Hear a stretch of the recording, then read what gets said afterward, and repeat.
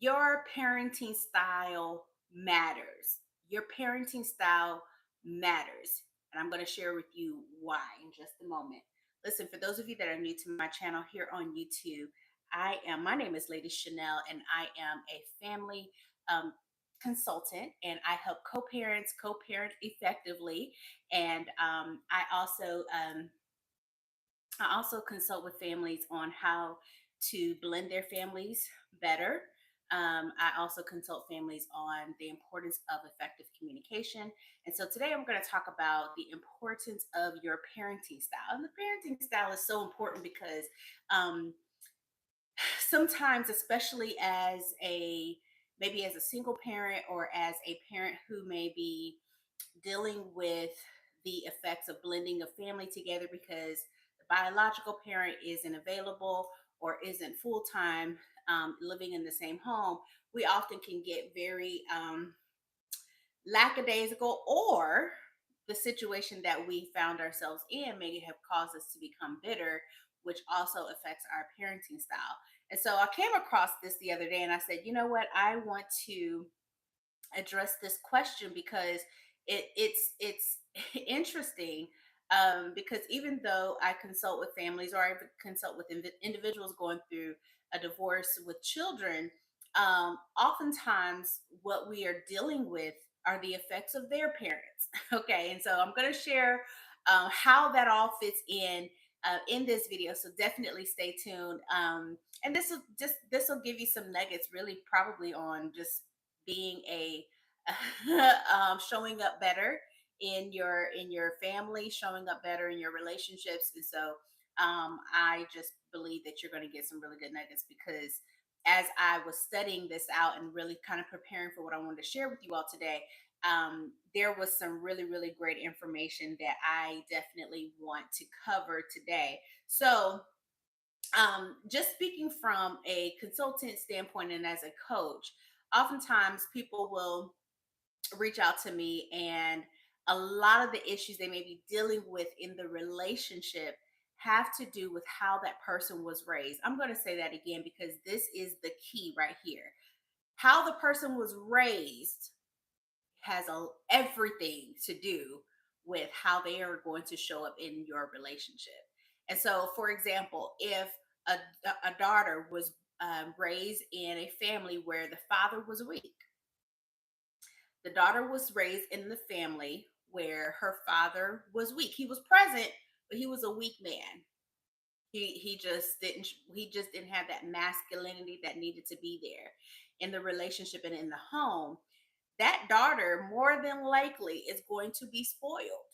Okay, because she doesn't understand the presence of accountability, the presence of um, respect. She doesn't see that modeled in the home. She doesn't understand honor, especially when someone who is leading, guiding, responsible for you.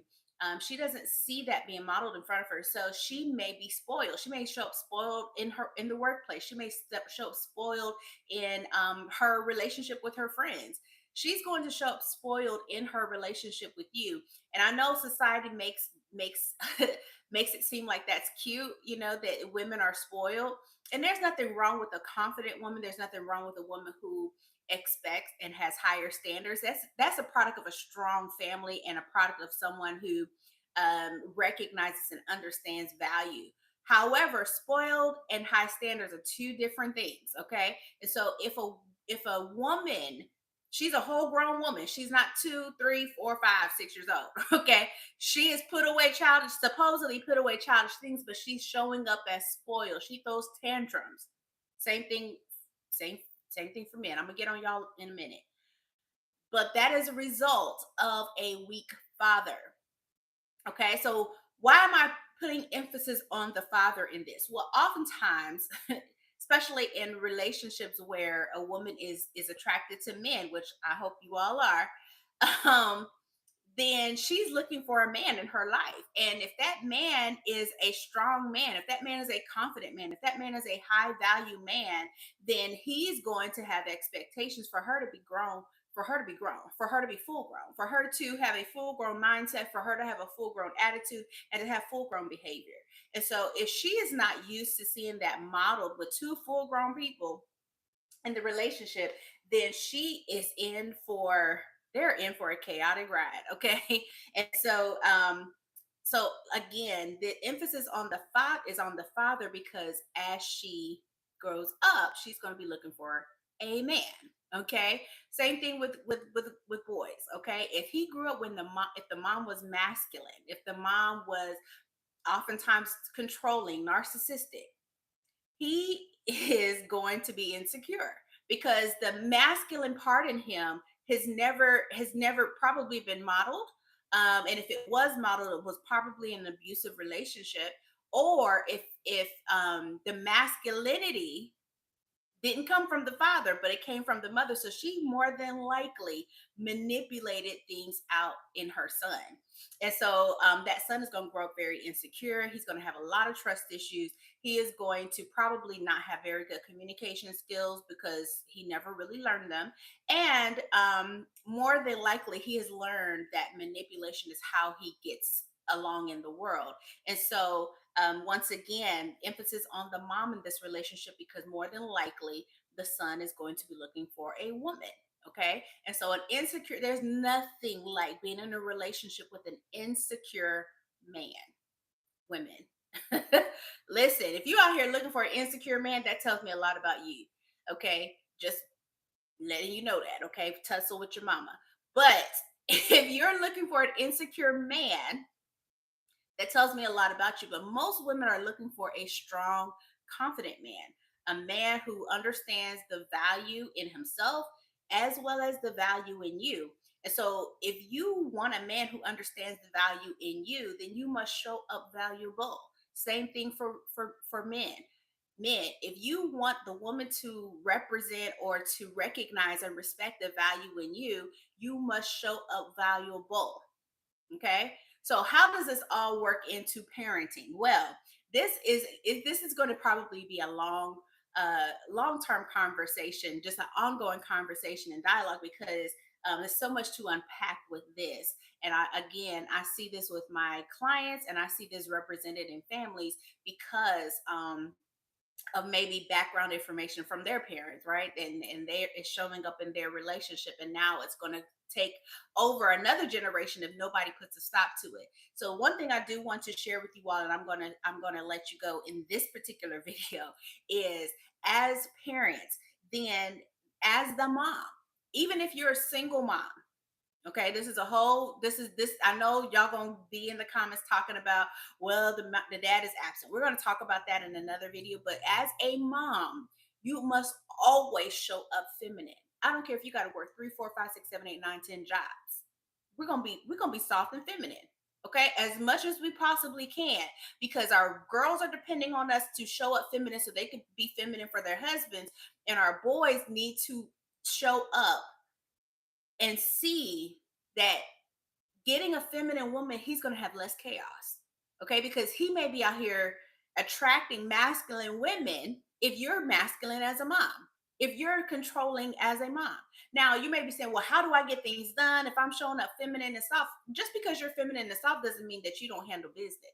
Baby, listen, that is the basis of how you handle business, when you show up feminine and soft. Okay. Because you're not, when you step into a room and there's men in the room, your very presence is coming into the room. How you come into the room is going to speak for you.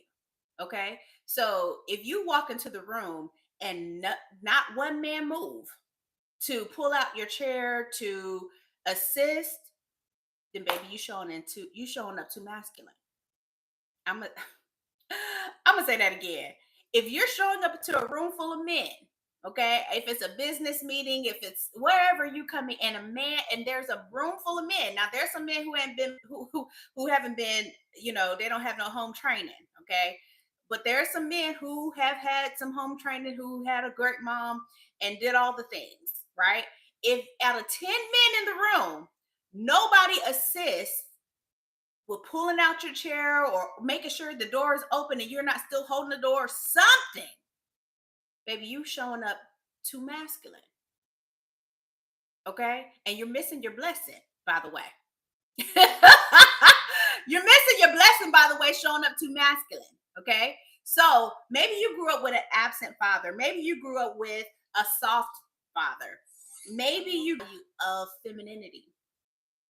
Here is where the kicker comes in. Okay. Because thanks to social media, thanks to a lot of people talking, you have access to learn how to become feminine. Okay. There's so many people talking about how to be feminine, how to be soft, and I'm not saying all of them are right. What I am saying is you can grab some nuggets every now and then and implement them into your life. And so you don't have to keep blaming your parents for how you're showing up in the world. Did they do the best they could? More than likely. Okay. But now you're full grown now, and it's your responsibility, men and women, ladies and gentlemen, to become the person that you should be. And if not for anything, do it for your kids.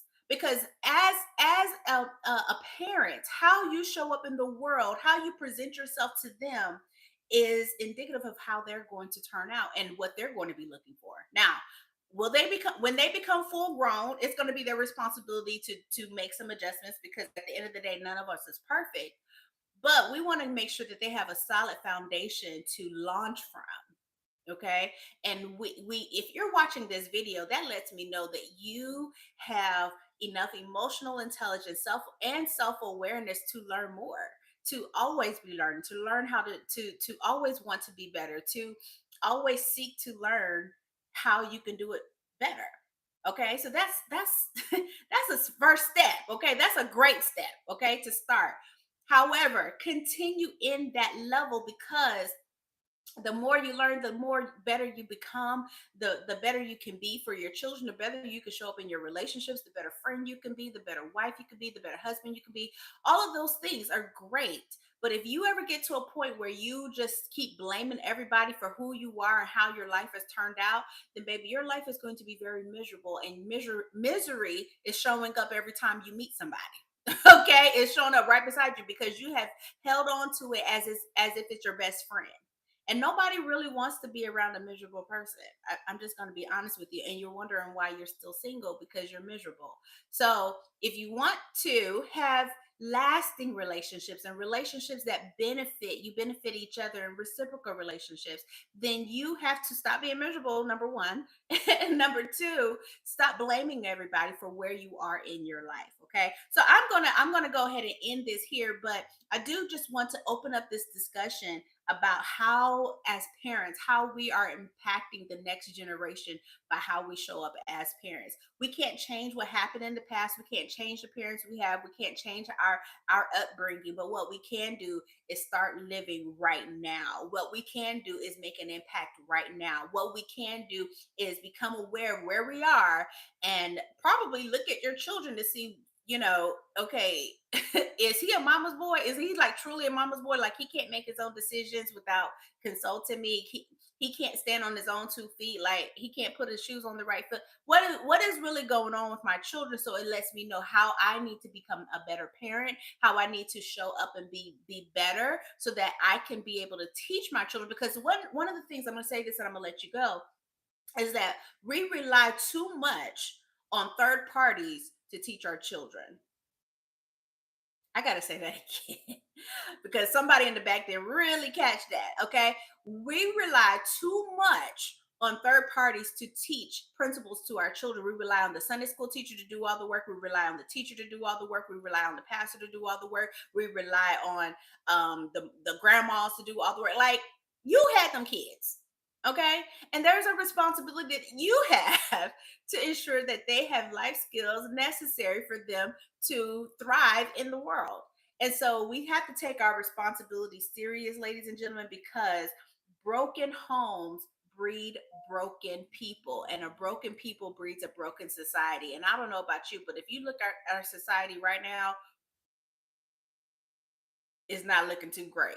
Okay. And it's a result of broken homes. And not to say that every home is broken, there are some great and thriving homes. However, in order for us to lessen that number, because kids aren't getting married anymore. They're not just jumping to get married, okay, like they used to. And it's because they have some uncertainty about marriage that is a result of our parents. Okay, let's just be honest. It's a result of being in toxic environments, toxic homes, seeing toxic relationships, and people sweeping so much stuff under the rug that you just tripped over the rug, and everybody in the rest, the generation all the way down, kept tripping over this rug because you didn't go get help, because you didn't do what was necessary, because you listened to lies, because you chose manipulation over getting over getting what you wanted the correct way. You chose the bad things. You chose the wrong things. But now you have an opportunity to choose the right things, to do it the right way. And so take that opportunity today and become a move maker, okay? Because we know that move makers are action takers. So I want to know, for you, what action step are you going to take as a result of this video? Listen, I can't wait to see you in the next video. Make sure you to subscribe to this channel for more videos just like this, and I'll see you in the next one.